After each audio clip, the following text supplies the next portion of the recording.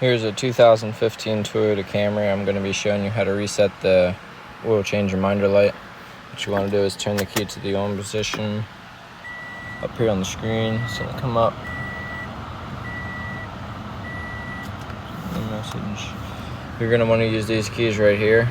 You're going to hit this arrow to go through the menus. You want to go over to settings and then hit the center button. That'll bring you into this menu, and then hit the down arrow